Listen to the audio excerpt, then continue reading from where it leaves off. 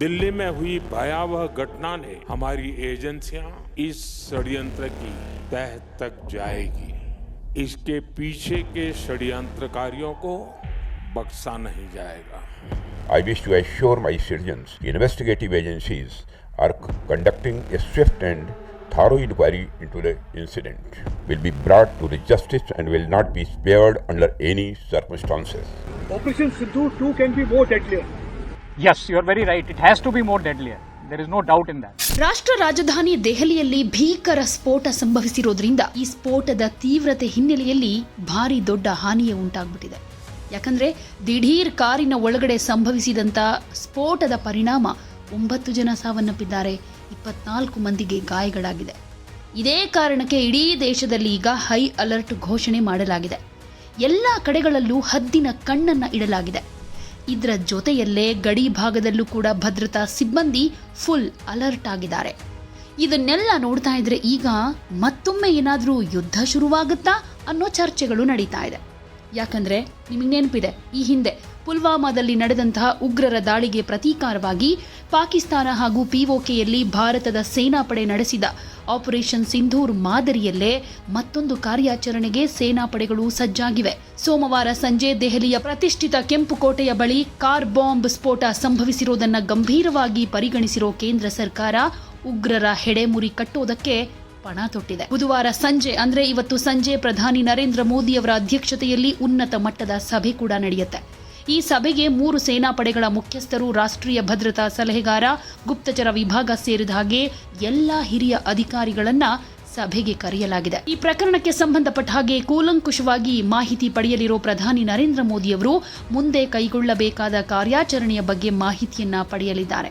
ಈ ದಾಳಿಯ ಹಿಂದೆ ಪಾಕಿಸ್ತಾನ ಮೂಲದ ಭಯೋತ್ಪಾದಕ ಸಂಘಟನೆ ಜೈಷ್ ಎ ಮೊಹಮ್ಮದ್ ಕೈವಾಡ ಇದೆ ಅಂತ ತನಿಖಾ ಸಂಸ್ಥೆಗಳು ಶಂಕೆಯನ್ನ ಹೊರಹಾಕಿವೆ.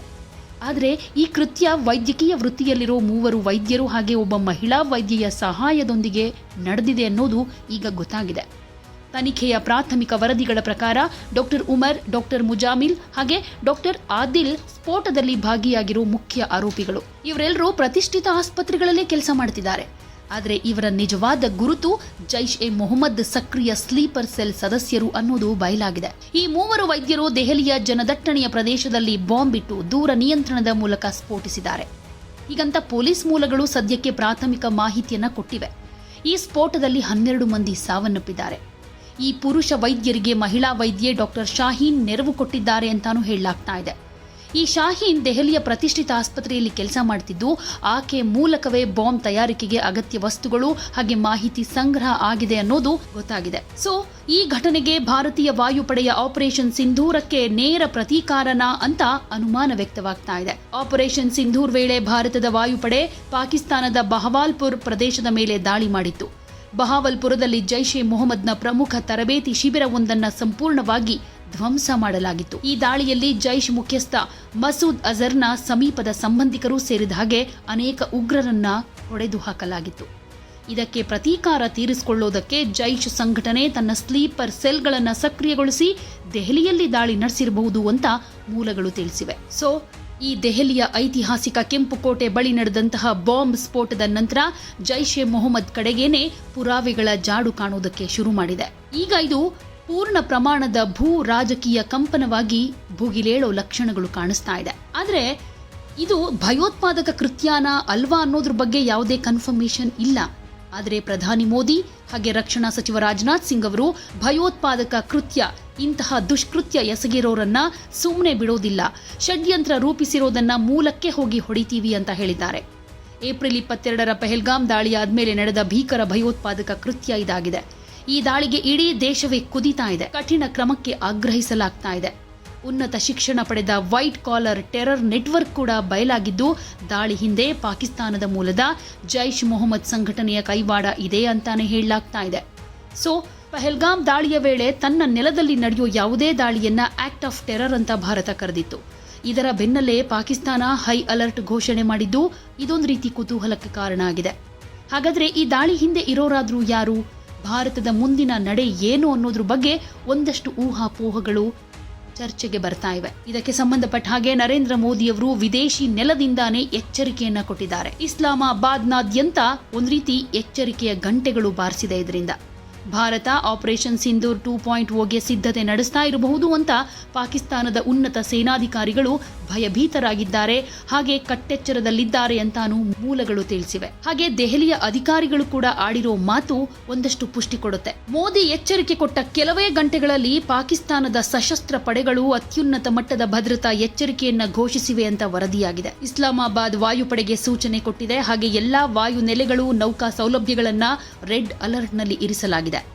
ಗುಪ್ತಚರ ವರದಿಗಳ ಪ್ರಕಾರ ಪಾಕಿಸ್ತಾನ ವಾಯುಪಡೆಗೆ ಫೈಟರ್ ಜೆಟ್ಗಳನ್ನ ತಕ್ಷಣದ ಟೇಕ್ ಆಫ್ಗೆ ರೆಡಿ ಮಾಡೋ ಹಾಗೆ ಆದೇಶ ಕೊಡಲಾಗಿದೆಯಂತೆ.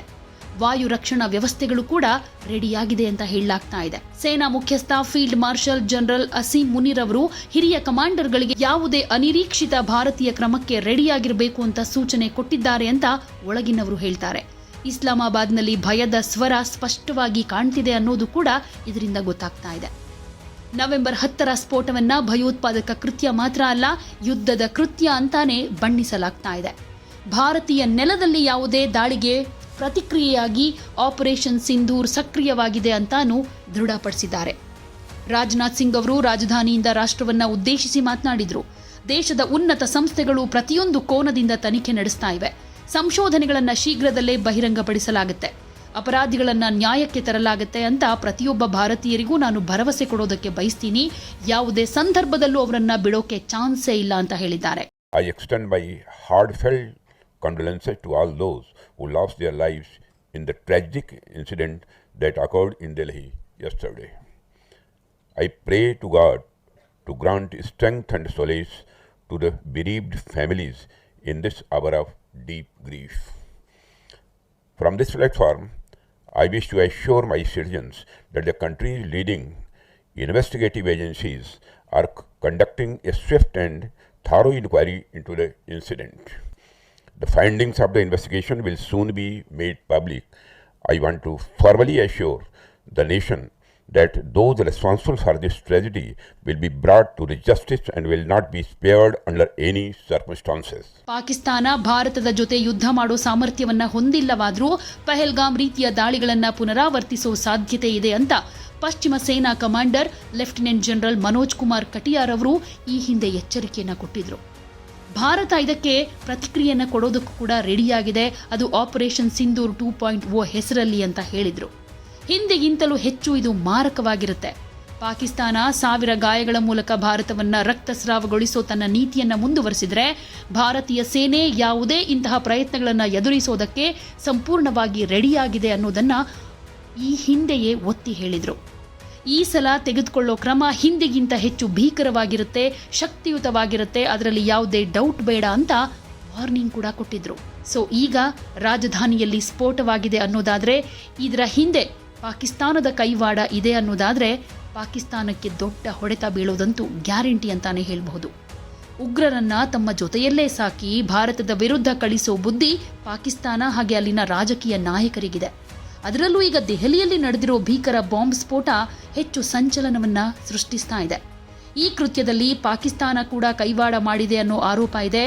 ಒಂದು ವೇಳೆ ಆರೋಪ ಸಾಬೀತಾದ್ರೆ, ತನಿಖೆಯಿಂದ ಪಾಕ್ ಕೈವಾಡ ಇದೆ ಅನ್ನೋದು ಗೊತ್ತಾದ್ರೆ ಖಂಡಿತ ಆಪರೇಷನ್ 2.0 ನಡೆಯೋದು ಶತಸಿದ್ಧ ಅಂತಾನೆ ಹೇಳಲಾಗ್ತಾ ಇದೆ. मैं तो ये मानता हूं कि जो पाकिस्तान का सोचने का तरीका है उसमें जब तक बदलाव नहीं आएगा तब तक इस तरह की जो वो कार्रवाई करता है वो करता रह सकता है, क्योंकि उसके पास अभी हमसे युद्ध लड़ने की क्षमता नहीं है. वो लड़ाई नहीं लड़ना चाहता है. उसका तो जैसे उसने पॉलिसी बनाई है अपनी कि ब्लीड इंडिया थ्रू 1000 कट्स, छोटे छोटे कहीं ना कहीं वो इस तरह की कार्रवाई करता रहेगा. तो मेरा ये मानना है कि भले ही हमने सिंदूर में उसको बहुत बड़ी शिकस्त दी है, we have defeated him in Sindoor, like you said, we have destroyed his post, destroyed his air bases, but he may again attempt something. So we have to remain prepared. So that's why हमारी जो तैयारी है उसमें कोई कमी नहीं है. और हमारा ये मानना है कि इस बार जो भी हम एक्शन लेंगे वो पिछली बार से ज्यादा हो. यही मैं आपको बतला रहा था कि हमारी पूरी तैयारी जारी है और हम पूरी तरह से तैयार हैं. और जो चीजें हम पिछले ऑपरेशंस में जब हमने एक तरीके से जब सीज फायर हुआ था, युद्ध विराम हुआ था, तो अभी आप ये मान के चलिए हम उसके आगे की कार्रवाई करेंगे, यानी कि अभी और कुछ हम आगे बढ़ के करेंगे, जो पिछली बार हुआ था उससे भी ज्यादा होगा। Operation Sindhu 2 can be more deadlier. Yes, you are very right. It has to be more deadlier. There is no doubt in that. बहुत भारी मन से आया हूं। कल शाम दिल्ली में हुई भयावह घटना ने सभी के मन को व्यथित कर दिया है। मैं पीड़ित परिवारों का दुख समझता हूं।